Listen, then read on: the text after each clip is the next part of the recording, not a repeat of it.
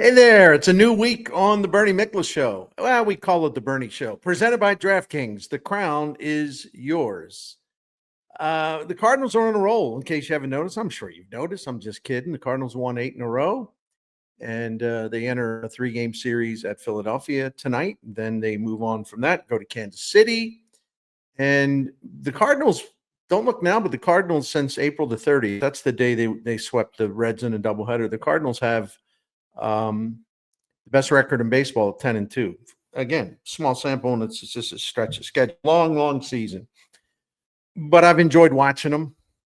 Absolutely have enjoyed watching them, and I hope they can continue to do it because I like to see people happy. I think it's good for the town. I think it's good for the fan base. I don't know. A lot of fans are so unhappy. I don't know how much it'll change if they keep winning. Is it really going to move the needle? We'll address that later. By the way, you can read all of my written columns and watch my video commentaries here at sportshubstl.com. Please subscribe. Make sure you subscribe, hit the like, all that good stuff. We appreciate it. You can also subscribe to the podcast version of the video at Apple or Spotify. And you can do that. You can access that through sportshubstl.com. So let's get started on today's video with a question. And you'll love this one. Do we owe John Mozeliak an apology? All right, don't throw any rotten fruit. Stop. I'm just kidding. I don't want your blood pressure to soar. I'm trolling a little bit. Here, give the big man some elbow room, okay? Try to have some fun in life. So let me rephrase the question. With the way the Cardinals are playing now, and if they keep going, will we say something roughly along the lines of, geez, I don't like John Mozeliak, but, this has actually worked out pretty well, his plan for 2025. Will anyone be saying that at the end of the 2025 regular season? Heck if I know. We got to wait till we get to the end of the 2025 regular season. But it is an interesting question. Mozeliak, the president of baseball ops, put together a 2025 roster that was a mix of young and older. A lot of players were back from the 2024 Cardinals, especially position players. In addition to the roster mix, Mozeliak also served up speaking of mixes, he served up a lot of mixed messages last offseason. It's a reset. No, it's not a reset. It's a runway season. No, it's a transition season. And he also made sure to add some, well, we're trying to be competitive and we're trying to win thrown in. Now, I don't think the trying to win thing passes the smell test necessarily. Well, I don't think it does. The Cardinals spent only $2 million on free agency last offseason, using it on a 1-year contract for reliever Phil Maton. So then again, see, there's always another side of things. It's not all or nothing. I know many people like to make it an all or nothing type of world, but not me. I don't do that. So the Cardinals didn't spend much last offseason, hardly at all, hardly spent anything. But in their opening day 26-man roster is around $138 million this year, which was down from last season's $175 million. So that's a $37 million payroll reduction. The 26-man, that's about a $37 million payroll reduction. From last season. And after ranking 11th in the majors for the 26-man payroll in 2024, the Cardinals are 19th this season. As for the competitive balance tax payroll, otherwise known as CBT, 40-man payroll, the Cardinals are down nearly $44 million from last season's $207.75 million.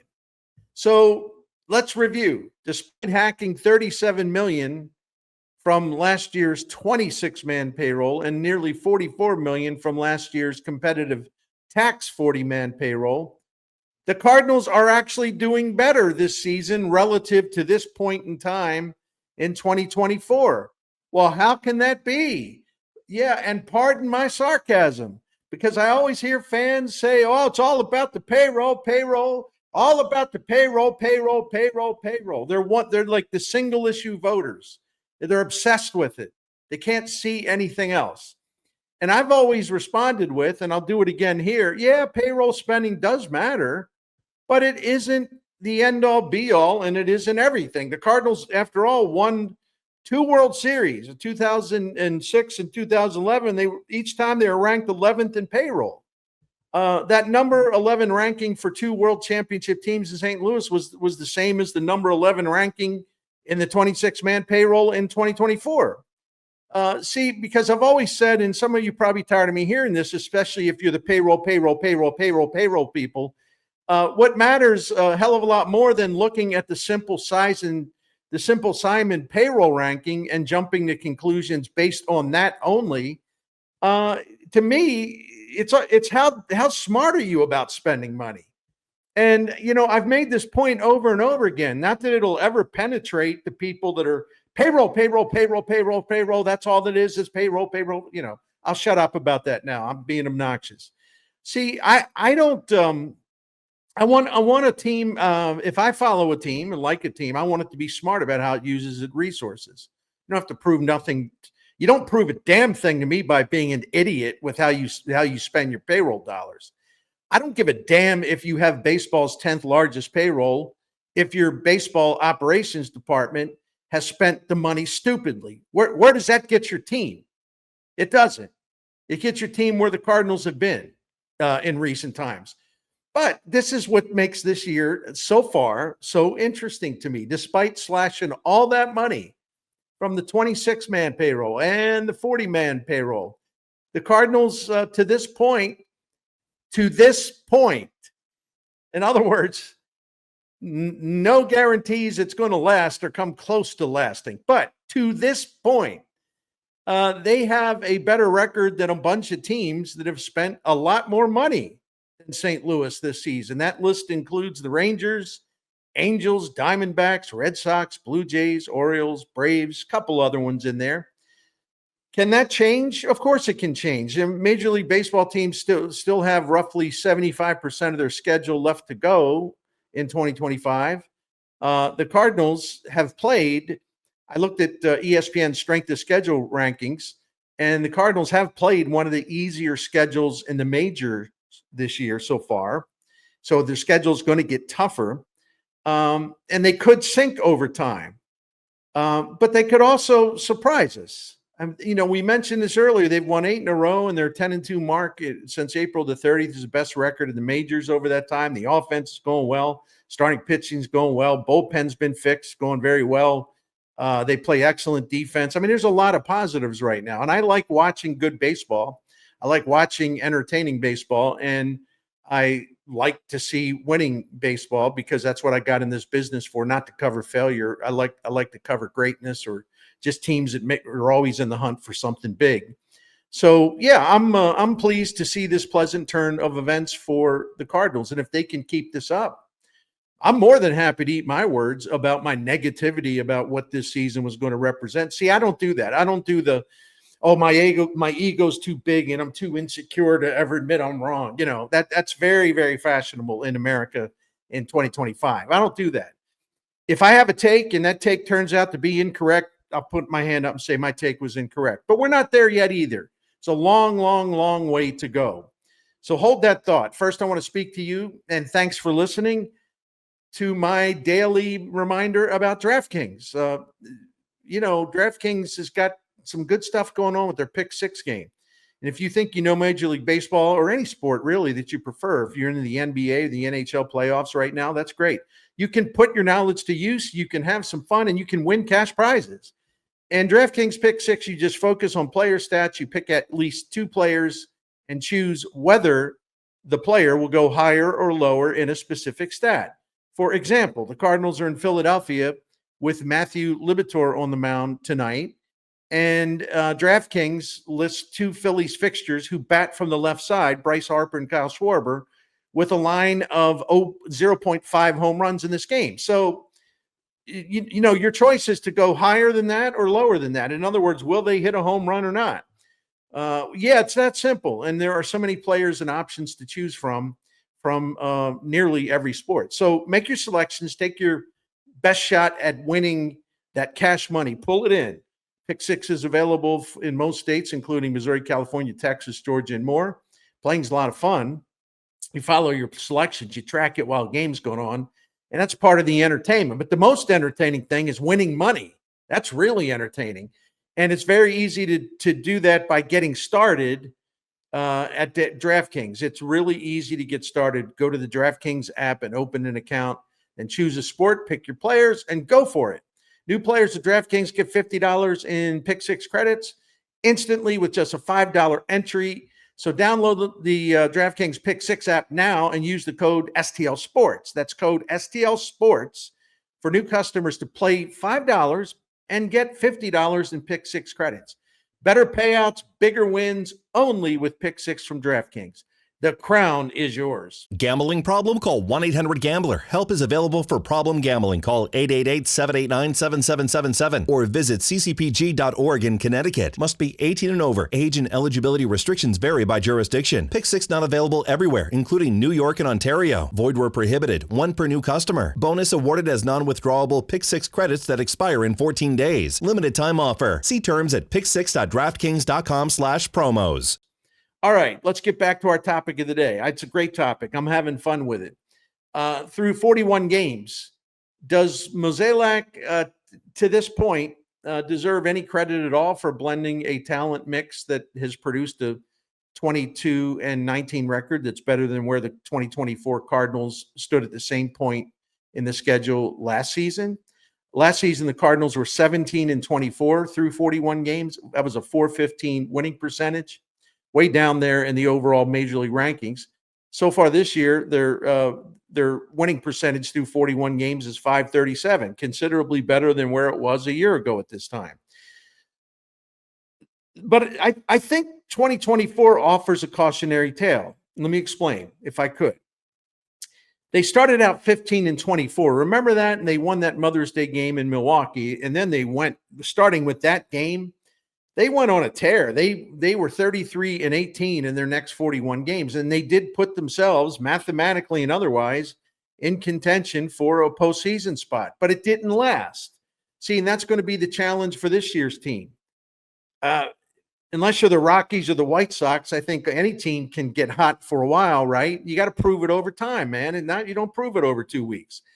So after peaking at 6 games over 500 last July the 8th, the 2024 Cardinals had a 35-37 record the rest of the way. And they faded in August. They faded from the wild card race despite acquiring starting pitcher Eric Fetty and outfielder Tommy Pham at the trade deadline. And as we saw last season, another reminder, consistency is going to be the primary challenge again for the Cardinals in 2025. That team last year got really hot, but they couldn't keep it up. What about this team? The Philadelphia series, the next 3 nights, that'll certainly be a test. Kansas City will be a test, and we'll see how they do. And by the way, we'll see how they do after that, right? I'm not ready to declare them a contender. They are a contender if you look at the records, right? They only trail the Cubs by 1 game in the NL Central. So, yeah, that makes you a, quote, contender, maybe a temporary contender or a contender that must prove over and over again that they are a legitimate contender. So I'm not there yet.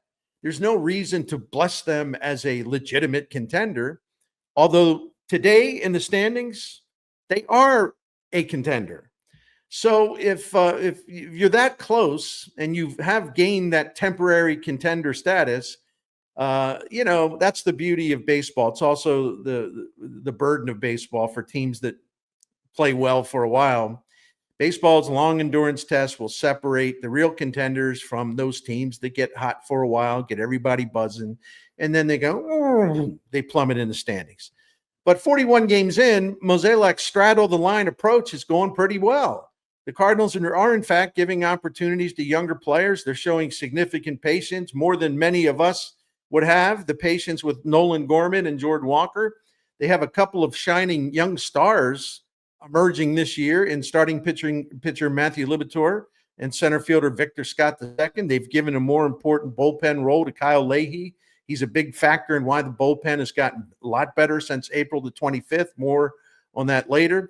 Ivan Herrera is now back from the IL, and he's already sparking this team's awful performance this year at the designated hitter spot this season. And in my opinion, This Cardinals team could be better than many of us assume. And I'm not waffling, because why would I sit here 41 games into a season and declare them to be a great team? It's premature. 162 games, long season. The truth will reveal itself over 162. But I do think maybe they're better than many of us assume. I would say to this point, they are better than I would have assumed. But now they're going to have to sustain that. I'll elaborate on that in a minute. Guys, I want to tell you about Blue Chew, a sponsor of the Bernie Show. Men, especially around my age, please listen up, because Blue Chew can help you have a more pleasurable and fulfilling life with your significant other. And I just always feel like I got to make this perfectly clear. Trust me. I do not feel awkward discussing this subject, and there's no reason for you to feel uncomfortable as I talk about it, because this issue applies to a very large percentage of men in our nation. And take it from me, because I've been there, done that. There's no reason to shy away from getting the help you need and you want. So Blue Chew can do that. It's the original brand offering chewable tablets for enhanced intimacy. Think of Blue Chew as a lead fitter that'll get you going when it's time to turn your attention away from sports and focus on your partner. You will get your first month of Blue Chew free. You sign up at BlueChew.com. You consult with one of the licensed medical providers, and once you're approved, you'll receive your prescription within days. Blue Chew tablets are made and prepared in the U.S. and shipped directly to your door. It's all done online. No visits to the doctor's office, where you got to book. I can't get in that day. I can't get in that day. You have an appointment in a month. Now, you don't have to worry about that. There are no awkward conversations. There's no waiting in line in the pharmacy. You just order online and you are all set.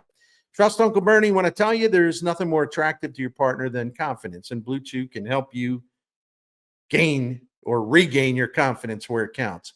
So we got a special deal for our listeners and our viewers. Try your first month of Blue Chew free when you use the promo code Bernie. You just pay $5 shipping. That's promo code Bernie. Visit BlueChew.com for more details and important safety info. And we thank Blue Chew for their sponsorship of the Bernie Show. Okay, now let's get back to what we've been talking about here this morning. If we are evaluating this team through 41 games, and only 41 games, we can say the 2025 Cardinals, at least to now, are an improved model compared to last season. Once again, comparing 41 games last year, 41 games this year. Despite all the payroll cutting, the St. Louis offense ranks 10th in the majors in runs per game as of Monday morning. Also ranked 4th among the 30 teams in batting average, 3rd in on-base percentage, 10th in slugging percentage, and 8th in OPS plus. I keep hearing people write and say or whatever, it's like, well, the Cardinals don't have much power. They don't have much slug. They're 10th in slugging percentage. And you know why? Because they're tied for the major league lead in doubles. Doubles are good. Doubles are a positive hit. They drive in a lot of runs. So if you're down a little bit in your home run count, if you're down, on the charts there in the major leagues, okay, you're making up for a lot of that by hitting a lot of doubles, and they hit a lot of doubles. So anyway, my point is, as we sit here today, the Cardinals factually have a top 10 major league offense. It's a fact. It's not me going off on some crazy delusion. It's a fact. They have a top 10 major league offense to this point. And that's impressive, at least to me, because you have a top 10 offense when Gorman and Walker have added very little. And you didn't have Ivan Herrera, who's an excellent hitter. You didn't have him for 30 games because of the knee injury. All right, what about run prevention? Last season, the Cardinals allowed, this is for the whole season, they allowed 4.44 runs per game. That was 18th overall. So far this season, even with the bullpen problems in the first month, the Redbirds have given up 4.15 runs per game, which ranks 13th. So they're better there, at least to this point. Without boring you with too many numbers, the 2025 starting pitching has improved in several areas compared to last year. So far, this group's got a lower ERA, a higher quality start percentage. They're averaging slightly more innings per start than last year's rotation, and they have allowed fewer home runs. And the recent trends have been really, really positive, and I'm going to write about that a little later. on my daily Redbird review, which you can get, of course, you can access easily at sportshubstl.com. Now, this is interesting to me about the starting pitching because before the 2024 season, Mozeliak rushed out and signed 3 starting pitchers: Sonny Gray, Lance Lynn, Kyle Gibson. Oh, Sonny Gray's still here. Sonny Gray's doing well. And Mo also traded for Eric Fetty, who's been kind of up and down, but what a gem he pitched the other night in Washington. But the 2025 rotation is just as good, at least so far. And that's been a little surprising because there was some uncertainty going in. But, you got to say, for all the criticism he's taken from me and just about everybody, Mozeliak, by his standards, is pitching really, really well. Fetty's capable of pitching well. Libator has been outstanding. Sonny Gray's been good, very good. And, Andre Palante has scuffled a bit. But he seems to be, well, if the start over the weekend in DC is any indication, he seems to have found some stuff after working on some things. So we'll see. After a terrible and brutal first month to the season, I'm going to talk about the bullpen now. The Cardinals have the 5th best bullpen ERA in the majors since April the 25th. See, I'm amused at people frame the bullpen work like basically the only reference point is like this 8-game winning streak. No. This started at April 25th after they sent Ryan Fernandez to Memphis, and then they reorganized their bullpen. Ollie Marmol and Dusty Blake did a good job of that. Since that time, April 25th, not only do they have the 5th best bullpen ERA in the majors, they lead the majors in holds. They have a successful save percentage of 83.3%. They have allowed the 3rd lowest home run rate by any rotation. And, not rotation, I should say. I'm sorry. They've allowed the 3rd lowest home run rate by any bullpen in the majors since April the 25th. So it's going really, really well. And I think, the Cardinals had a bad month in the bullpen. You got to give your bullpen some time to play out a little bit. I think they jumped in there okay. I would have gotten Fernandez down to Memphis to regroup earlier. But, what am I going to try to seek a federal indictment on the manager because he stayed with Fernandez a little too long? Baseball's like that, man. You try to be patient and sometimes it burns you, right? I think they did a really good job of reorganizing this bullpen and it's performing at a high level. The defense, which was good last season, is much better this season. The Cardinals defense leads the majors in outs above average, and they rank 3rd in defensive runs saved. I mean, is there anything to complain about defensively? And Wilson Contreras is doing fine at first base too. I was told many times Sky was going to fall on that. No, it hasn't. Everything's fine. Based on the Fangraphs metric, the team's base running is disappointing and below average.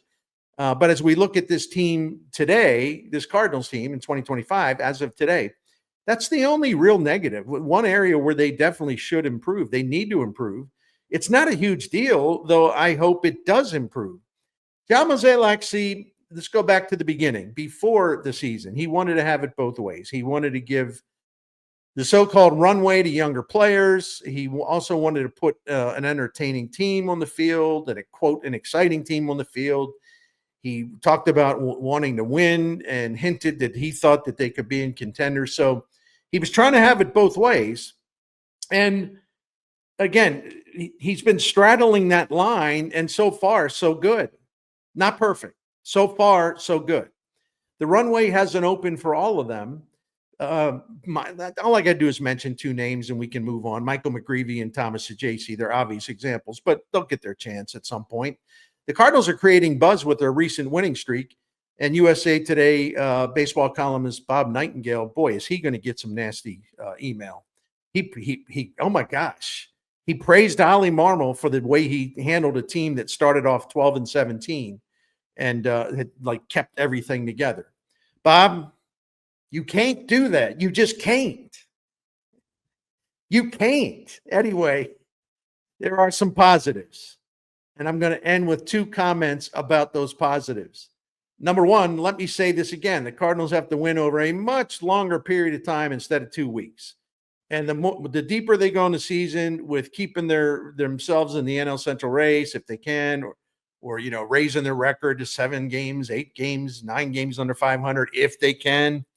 That's going to define them. But I appreciate that they've, at least for now, turned their season around. Number 2, and even if the Cardinals continue to win, I don't know if it'll be enough to draw like significantly more fans to Busch Stadium. They'll probably draw a little more, sell a little, they'll sell some tickets, more tickets than they had been. That's what I was trying to say. Sorry about that. But we're going to see people like rushing down there on game day, and all of a sudden it's 40,000 instead of 27,000. I'm a little skeptical of that. You see, because this is a time of widespread grievance within the fan base, and it's a peculiar situation because, in some ways, because of the utter disdain and contempt for Bill DeWitt, the owner, John Mozeliak, and Ollie Marmol, it's almost as if there is at least a segment of the fan base that doesn't want to see the team win. And that's why I say it's a peculiar situation. Like, I see them online now, and people send emails to me and everything else, and with social media. When you talk about, they've won 8 in a row, it's like, well, geez, they beat the Pirates 3 and then the National.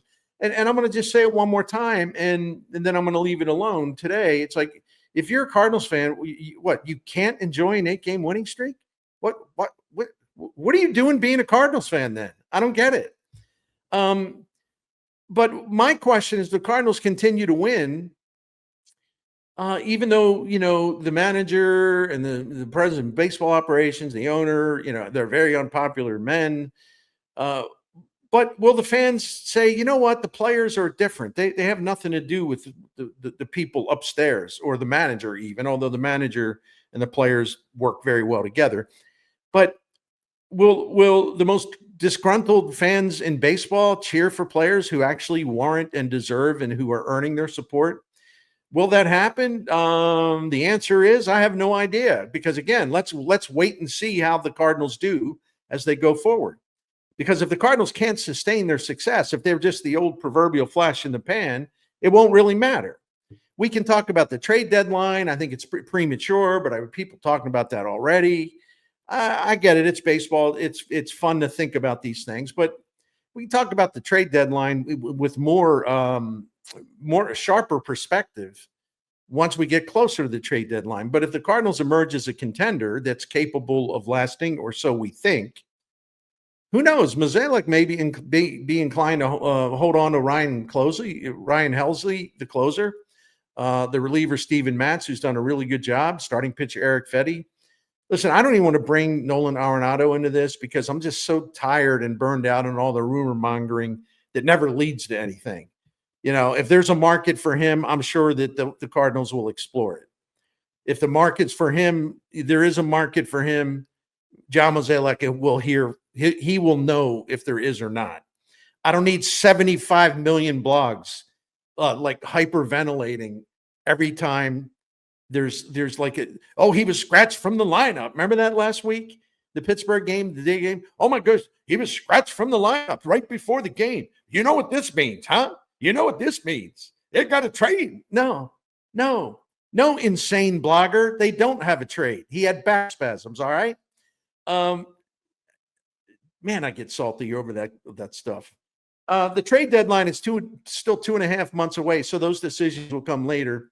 Mozeliak, this is like kind of funny to me. If the Cardinals keep winning, and again, we'll see, he'll actually be in a no-win situation, because no matter what decision he makes, he's going to get blasted. If the Cardinals are, in fact, a contender, he will be ripped by a sizable percentage of fans for trading Helsley and some others. And he will also be ripped by a sizable percentage of fans if he doesn't trade Helsley and or some other potential trade pieces. But if Mozeliak teams makes the playoffs, and let's be honest with you here, I still think I would be in the doubtful but keeping an open mind camp if there is such a thing, because you can't rule it out, but I would say doubtful. But here's the most intriguing questions of all. If the Cardinals continue to win, and if they actually can get close to a playoff spot, or maybe even get into the playoffs, Are the best fans in baseball actually capable of enjoying the success? I should rephrase that and say, is there, a percentage of the best fans in baseball, are they actually capable of enjoying the success? Or will the hatred of ownership, Mozeliak, and the manager make that virtually impossible to enjoy success? We live in strange times, my friends. Very, very interesting times. Thanks for watching the Bernie Show on this Monday, and I hope you have a good rest of the day. And thank you for your support. And thanks to DraftKings for presenting the Bernie Show here on SportsHubSTL.com.